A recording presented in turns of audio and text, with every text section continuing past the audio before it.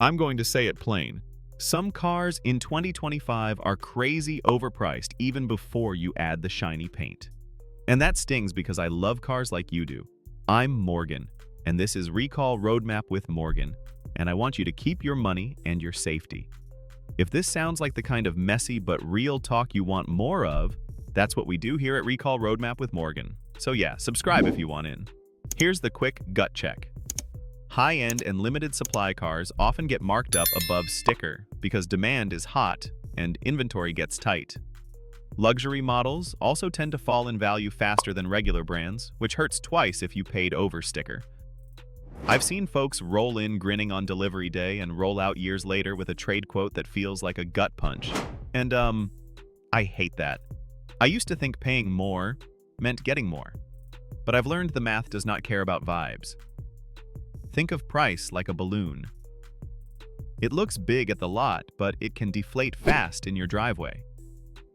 Used prices are still high too, with the average 1 to 5-year-old car around $31,770, up about 3.7% year over year, so shortcuts are rare. Today, I'll rank the most overpriced moves I'm seeing and give you smarter swaps you can actually buy. Ready for some toes to get stepped on a little? Stick with me, because the first pick will surprise you, and the second one might make a few fans mad in the comments. Alright, here's my ranked list of bad value plays right now, based on what I see in the market and the data we do have. Number 5. Luxury flagships that look royal on day one, like big-name British SUVs, often bleed value fast compared with non-luxury rivals of the same size. I've watched that story repeat, and it is rough. A smarter swap is a well-equipped, non-luxury SUV that keeps value better. Like the kind of model families love for years, you know the type, the one that wins resale charts while doing school runs and road trips. Number 4. Limited-run sports cars that dealers love to mark up when inventory is tight. The thrill is real, I get it, but the premium can vanish before your first oil change. Number 3. Halo trims with off-road looks that add cost without adding real ownership value for city drivers. If you never air down tires, why pay for a desert kit? Number 2. Entry luxury sedans with big tech but average resale.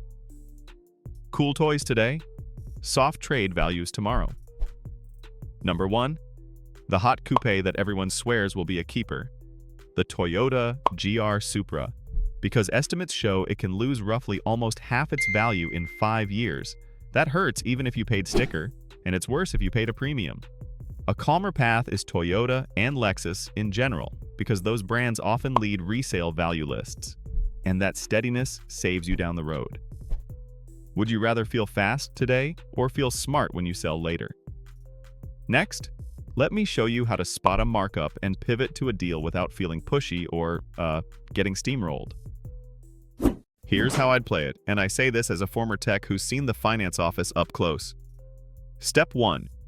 Separate sticker from street. MSRP is the dream.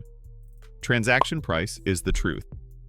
When supply gets tight, some dealers add extras above sticker, and the ask balloons. You do not have to pop that balloon with anger. Just breathe and say, I'm focused on out-the-door price only. Step 2. Compare value, not vibes. Luxury metal often drops faster than regular brands, so ask yourself if the badge is worth that fall. If a big luxury SUV is tugging your heart, test drive a well-reviewed non-luxury rival that keeps value better.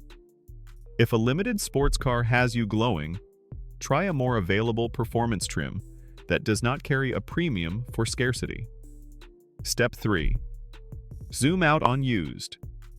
1 to 5-year-old used cars still average about $31,770, which is up about 3.7% from last year, so don't assume used is cheap by default.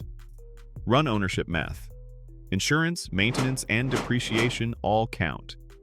For a hot coupe like the Supra, 5-year loss can be heavy, and that is before tires and brakes. Step 4. Walk away script. Say, I'm ready to buy at a fair market number that matches current transactions, otherwise I'll keep shopping. Then pause. Silence is a tool. I feel weird every time I do that, but it works. What's one trim level down that gives you 90% of what you want for much less money? In the wrap, I'll tell you the one time I ignored my own rule and how it bit me so you can, avoid my bruise. Quick confession time. I once chased a halo trim with a tiny allocation, and I told myself it would hold value because, well, everyone said so. I paid a premium, kept it 2 summers, and when I ran the numbers, the loss felt like a dropped toolbox on my foot. I knew better, and I still did it, which is why I'm so, stubborn about this now. Here's the big picture. High-end and scarce cars can sell above sticker, but the resale cliff is real, especially in luxury. Brands like Toyota and Lexus tend to hold value better, and that calm, boring truth is how families win. Used prices are still elevated, so plan, not panic. Pick the car that keeps you safe, fits your life, and does not drain your future trade.